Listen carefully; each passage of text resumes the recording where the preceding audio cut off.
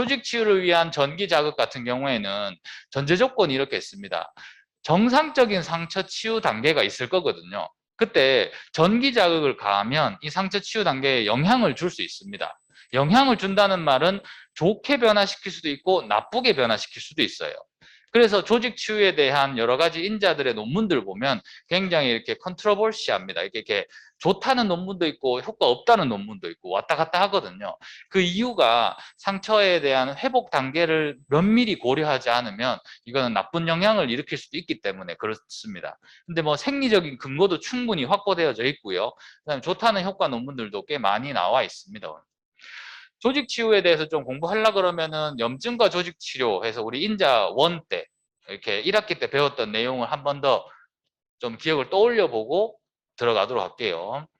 염증에 대한 치유 단계가 크게 3개로 나누기도 하고 4개로 나눕니다. 그럴 때 출혈기 같은 경우에는 피가 나면 지혈시키는 단계였고요. 그 다음에 염증기 같은 경우에는 죽은 세포 제거, 그 다음에 이제 구멍이 나다 보니까 뭐 바이러스나 세균들 들어왔던 거 없애는 염증 반응, 그 다음에 염증 반응 끝나고 나면 주변 세포들한테 재생하라, 증식하라라는 명령을 내리는 단계, 그 다음에 증식계에서 새로 생긴 유가 조직이 성숙하게 되는 제형성기, 이렇게 4가지로 나누어집니다. 전기 치료로 개입을 할 때는 염증기와 증식기 이 2개에 대해서 개입을 합니다. 그래서 이 2개의 단계를 한 번 더 정리를 해보자면,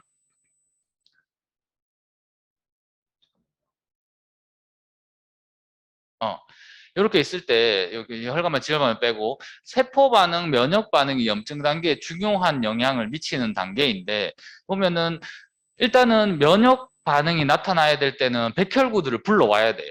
백혈구들을 불러오게 되면 거기에 있던 세포들을 파괴를 시킵니다. 그러면은 백혈구가 활동이 끝나고 나면 백혈구가 떠나면서 주변 세포한테 증식하라라는 명령을 내리는 그런 물질들이 필요합니다. 근데 얘가 2가지가 동시에 오면 어떤 일이 벌어질까? 증식하면서 파괴시켜요. 이러면 상처 회복이 안 되겠죠. 이 2개가 동시에 일어나면 안 됩니다. 그래서 우리 몸에서는 2개가 동시에 안 일어났으면 해서 절대 2개가 동시에 일어나지 않도록 여기에 전기를 활용합니다. 우리 몸에서. 그러니까 강제로 전기를 띠는 게 아니고 우리 몸에서 전기를 활용합니다. 양극과 음극을 활용해서 서로 물질들을 반대로 밀어내고 당기는 그런 효과들을 가지고 있어요. 조직 치유를 위한 전기 자극하게 되면은 여러분들 이거 4개를 그냥 외워야 됩니다. 조직 치유가 되는 아까 전기 자극 정증에서 하나하나씩 외우려고 그러면 되게 헷갈리거든요. 그냥 묶어서 외웁니다. 조직 치유가 되는 전기 자극은 저강도의 직류 전류 가능하다. 그리고 미세 전류 가능하다. 그리고 고전압 맥동 전류 가능하다. 앞에는 들어봤던 전기치료 장비인데 요거는 못 들어봤어요. 맥동 전자장, 이거는 자기장입니다. 자기장. 자기장은 고주파거든요. 근데 고주파인데 중간에 끊어주는 겁니다. 끊어주는 거. 고주파가 들어왔다가 끊겼다가 들어왔다 끊겼다. 맥동 전자장 치료. 이 4가지가 치료가 가능한 겁니다. 이거 그냥 딱 기억해두면 되겠고요. 얘들이 이제 치료가 되려 그러면 전제 조건이 있습니다. 열 발생이 되면 안 돼요. 그래서 전자장 극초단파 이런 것도 보면은 전자장 치료인데 극초단파 열 치료기거든요. 그래서 열이 발생되면 안 되기 때문에 맥동으로 끊어주는 겁니다. 그 다음에 극성이 있는 거, 양극이나 음극의 효과를 나타내는 장비이거나 아니면은 극성이 없더라도 세포를 미세하게 자극 효과, 자극을 해서 뭔가 활성화시키는 그런 것들이 있으면 조직 치유가 가능하다라고 얘기합니다. 레이저 같은 경우에도 보면 요새 이렇게 저도 TV 보다가 레이저 이렇게 그 머리카락 나는 거 이런 거 막 나와가지고 사고 싶다 이런 생각이 드는데 그 기전 똑같아요. 레이저가 우리 몸 세포를 들어오게 되면 세포가 활성화가 됩니다. 그래서 이제 두피에 있는 이렇게 모발 세포들도 이렇게 활성화를 시킬 수 있는 거죠. 그때 조건이 요겁니다. 세포를 미세하게 자극할 것. 레이저. 이 레이저 포인트, 지금 제가 들고 있는 이 레이저 빨간색 이 포인트도 머리카락에 대고 이렇게 쏘면 효과가 있을까요? 없을까요? 얘도 강도만 세면 됩니다. 그 이렇게 되게 비싸게 파는 그 장비도 실제로 우리 저기 그때 인자원 때 수업 해봤잖아요. 그거를 갖다가 그냥 여러 개 붙여놓은 것 뿐이에요. 근데 이제 하여튼 뭐 그런 거 전부 다 이제 세포를 미세하게 자극하는 것들은 활성화를 일으켜줄 수 있다라고 얘기합니다. 국시에서는 일단 요 정도까지 4개만 달달 외우고 있으면 문제 푸는데 큰 어려움은 없을 겁니다. 근데 이게 왜 이런 게 가능한지에 대해서 조금 이론적인 배경을 설명하자면 이렇게 됩니다. 앞에서 있던 그런 네 개의 치료를 사용하면은 국소 혈류에 대해서 효과가 나타납니다. 국소 혈류가 늘어나는 효과가 나타나게 되는 거죠. 그다음에 이제 부종을 조절할 수도 있습니다. 그래서 이제 상처를 어떻게 관리할 수 있고요. 우리 음극 같은 경우에는 혈관 확장이라고 앞에서 공부한 적이 있고요. 양극 같은 경우에는 뭐 혈관의 수축 뭐 이런 거 공부한 적이 있거든요. 그래서 음극 같은 경우에는 혈관을 확장시켜서 허혈성 질환에 도움이 됩니다. 교감신경을 방해해서 피부로 혈액을 더 몰아주기도 하고, 양극 같은 경우에는 혈관 확장은 안 되죠. 반대인데 문제는 만약에 상처에 세균들이 있어가지고 막 염증 반응이 너무 과도하게 일어날 때는 오히려 또 양극으로 자극을 주게 되면은 살균 효과 때문에 상처 회복에 도움이 됩니다. 그럼 여기서 이제 문제가 생기는 거죠. 환자의 상처를 허혈성 질환으로 볼 것이냐, 욕창, 허혈성으로 볼 거. 욕창이 보면은 오랫동안 눌려서 세포가 썩어가는 거거든요. 눌리니까 허혈성 상태인데, 근데 또 욕창 상태들 이렇게 보니까 이렇게 뭐 좀 누런 염증이 막 끼고 있어요. 심지어는 파란색 염증이 생기기도 합니다. 감염 때문에. 그러면 그걸 갖다가 음극으로 해야 될까, 양극으로 해야 될까? 이게 되게 이제 왔다 갔다 하는 거죠. 그래서 치료 적용하는 사람의 의도에 따라서 되게 달라집니다. 그리고 또 하나 이게 상처 치유 전기 자극이라고 해서, 자, 이거 잘 따라와 주세요. 초기의 상처 부위는 양극이 발생합니다.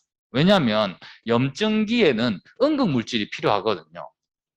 그러면 염증기가 이루어지려 그러면 백혈구들이 와야 됩니다. 백혈구들이 음극이라는 말입니다. 백혈구는 음극이에요. 그러면은 상처 초기에는 양극이 발생되게 우리 몸에서 그냥 그렇게 만들어져 있어요. 그러면은 양극이 있으니까 당연히 음극 물질이 딸려오겠죠.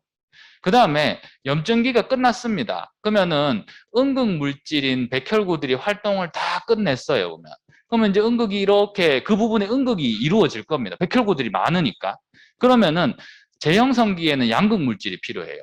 그럼 얘들이 활동하는 동안에, 백혈구가 활동하는 동안에 피부를 음극 상태로 만들어 버리니까 자연스럽게 양극 물질이 끌려오는 겁니다. 그러면은 증식하라라는 명령을 내리는 물질들이 와서 증식기로 접어들게 되는 거죠. 자, 그러면 어떤 환자가 왔습니다. 이 사람이 염증 반응이 너무 심해요. 그러면은 우리는 전기치료로 양극을 적용해야 될까요? 음극을 적용해야 될까요? 염증 반응이 너무 심하다. 뭐를 적용해야 될까요?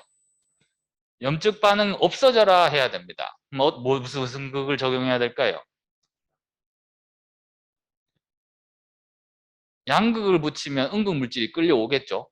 근데 지금은 백혈구가 필요 없습니다. 그러면 무슨 극을 적용해야 될까요? 음극을 적용해야 됩니다. 반대로 이 사람이 상처가 났는데 빨리빨리 이렇게 염증 반응이 나타나야 되는데 안 나타나요. 그러면은 양극을 붙여주는 겁니다. 그러니까 이게 보면은 마찬가지 치료사의 의도에 따라서 굉장히 달라지겠죠. 그러다 보니까 논문에 봐서도 아까 전에 이렇게 왔다 갔다 한다라는 표현을 썼는 게 이런 이유들 때문에 그렇습니다. 이거는 이제 상처 치유 회복 과정에서 나타나는 표현을 이렇게 쓰는데, 요 내용 같은 경우에는 피부에서는 시험 문제가 잘 안 돼요. 근데 이거에서 더 시험 문제가 되는 거는 골절 치유에서 이게 문제화돼서 되게 자주 나옵니다. 제가 한번 살펴볼게요. 우리 뼈는 앞전기 성질이 있다라고 표현합니다. 여러분들 이런 거 안 궁금했어요? 태어날 때는 오다리 형태로 태어납니다. 뼈가 실제로 이렇게 휘어져 있어요. 휘어져 있는데 일어나서 걷기 시작하면 뼈가 일직선으로 됩니다. 그러면 누가 이렇게 조각칼로 깎는 것도 아니고 뼈가 저절로 펴지는 겁니다. 이게 뼈가 저절로 펴지는 게 왜 그럴까? 이게 대해서 좀 안 궁금했는지 모르겠는데 이게 하여튼 되게 신기해요. 생각해보면 이렇게 일직선 형태가 뼈로 봐서는 가장 효율적인 상태거든요. 위아래 충격 흡수를 가장 강하게 받쳐주니까. 그럼 이게 왜 이런 일이 벌어지냐면 뼈의 앞전기 성질 때문에 그렇습니다. 잘 살펴보세요. 로드가 위아래로 이렇게 눌려집니다. 그러면 이렇게 있을 때 볼록한 부분은 점점점 늘어나려고 하는 성질을 받습니다. 그 다음 오목한 부분은 점점점 눌려지는 성질을 받아요. 자, 제가 한번 이렇게 표현을 해볼게요. 무게가 이렇게 받쳐 있을 때 누르면 그냥 그대로 눌리겠죠. 얘가 이렇게 휘어져 있습니다. 그럼 이걸 위아래 눌리면 점점점 이렇게 모이겠죠. 그러면 오목한 쪽은 컴프레션, 트랙션.